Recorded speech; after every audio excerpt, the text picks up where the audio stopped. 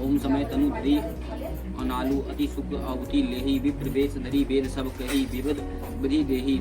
हवन के समय अग्निदेव शरीर धारण करके बड़े ही सब सुख से अग्नि ग्रहण करते हैं और सारे वेद ब्राह्मण का वेश धरकर विवाह की विधियां बताए देते हैं। जनक पट पट महिषी जग जनी सिया मतु किमी जाय जय जय बखानी सजुसी सकल सुखी सुंदरताई सब समेटी विधि रचुबानी। जनक जी के जग दिक्कत पटरानी और सीता जी की माता का बखान तो हो ही कैसे सकता है। श्रेया सुकृत और पुण्य और सुख और सुंदरता से सबको बटोरकर विधाता ने उन्हें सवार कर तैयार किया है।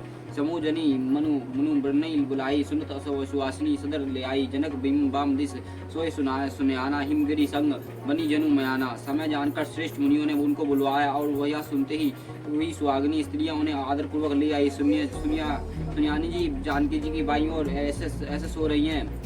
सुनियान जी जानकी जी की बाई और ऐसे सो रही हैं। जनक जी की बाई और ऐसे सो रही हैं जो मानो हिमाचल के साथ मैना जी शोभित है। कनल कलश कलश मणि कबर रोरू सूची सुगंध मंगल जल पूरे निज कर मृत राय अरु रानी धरे राम के अंग आनी। पवित्र सुगंधित और मंगल जल से भरे सोने के कलश और मणियों के सुंदर परात राजा रानी ने आनंदित होकर अपने हाथों से लाकर श्री रामचंद्र जी के आगे रखे। पढ़ी वेद मुनि मंगल वाणी गगन सुमिन से झरी अवसरी जानी। बड़ी बुलोक दंपति अनुरागे पाए पुनित पखारन लागे। मुनि मंगलवाणी से वेद पढ़ रहे हैं और सुहास जानकर आकाश से फूलों की झाड़ी लगी गई है। दुल्हे देखकर राजा रानी प्रेम मगन हो गए और उनके पवित्र चरणों का पकड़ने लगे। पखारन पय पंकज प्रेम तन पुल कवली नगर गन निशान जय धुनी उमगी जनु चहु दिशि चली। जो जे पद सरोज मनोज अरि सुरसर सदैव बिरजही। जे सकल सुमित विमलता मन सकल कली मल भजी। वह श्री राम जी के चरण कमलों को पखाड़ने लगे। प्रेमों से उनके शरीर में फुल्की छा रही है और आकाश में नगर में होने वाले गान नगाड़े और जयकार की ध्वनि मानो चारों दिशाओं में उमड़ चली। जो चरण कमल कामदेव को शत्रु श्री शिव जी के हृदय रूप में सरोवर में सदा ही विराजते हैं। जिनके एक बार स्मरण करने से मानो निर्मलता आ जाती है और कलयुग के सारे पाप भी भाग जाते हैं। जो जे परिस मुनि बनिती लही गति रही। जे पत कमाई मकरंद जनी के सुमशीर सुचिता अविधि सुर नाई करी मधुप मन मुनि। जो जन जे सोई अभिमत गति लाहे ते पद पखारत भग्य भजुन जन को जय जय सब कहाए। जिनका स्पर्श पाकर गौतम मुनि के स्त्री अहल्या ने जो पापमयी थी जो गौतम मुनि के स्त्री अहल्या ने जो पापमयी थी परम गति पाई। और जिन चरण कमलों के मकरंदस हमारे शिव जी के मस्तक पर विराजमान है। जिसके देवता पवित्रता की सीमा बांधते हैं। मुनि और योग्य जन अपने मन को भोरा बनाकर जिन चरण कमलों में सेवन करके मनोवांछित गति प्राप्त करते हैं। उन्हीं का चरणों के भाग्य के पात्र जनक जी के दो रहे और यह देखकर सब जय जयकार कर रहे हैं। बार कुवारी करताल जोरी सकु चारु दोई कुलगुरु करे भयो पानी गेहूं विलोक विधि सुर मनुज मुनि आनंद भरे सुखमूल दुल्हे देख दंपति पुलक तन उलसाई हियो करी दे लोक वेद बुधानी कन्या दानु नर भूषण कियो। दोनों कुलों के गुरु वर और कन्या की हथेलियों को मिलाकर सपोचर करने लगे। पानी ग्रहण हुआ और देखकर ब्रह्मादि देवता मनुष्य और मुनि आनंदमय भर गए और सुख को बूंद दूल्हे को देखकर राजा रानी के शरीर पुलकित हो गया और हृदय में आनंद से उमंग उठा। और राजाओं के अलंकार स्वरूप महाराज जनक जी ने लोक और वेद की रीति करके कन्यादान किया।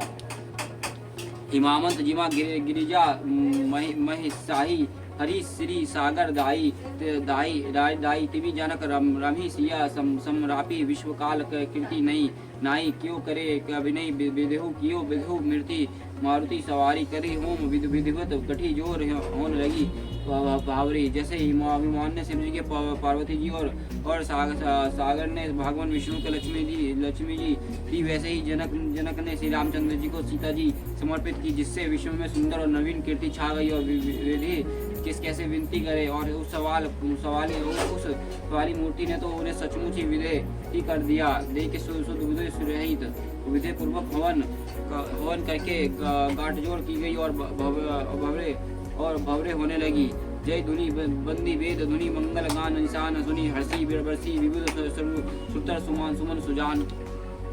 जय ध्वनि बद्ध ध्वनि और वेद ध्वनि मंगल गान और नगाड़े के ध्वनि सुनकर चतुर देवगण हर्षित हो रहे हैं और कल्पवृक्ष के फूलों की बरसा रहे हैं।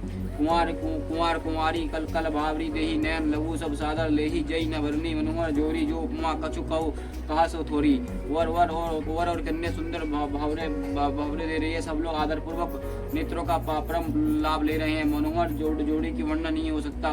कुछ उपमा कहूँ वही थोड़ी हो गई। राम सिया सुंदर प्रीति छाई जगत माँ जगमगत बनी खंबन माई मनु मंदन रीति धर बहु रूपा देखत राम बिहु अनुपा।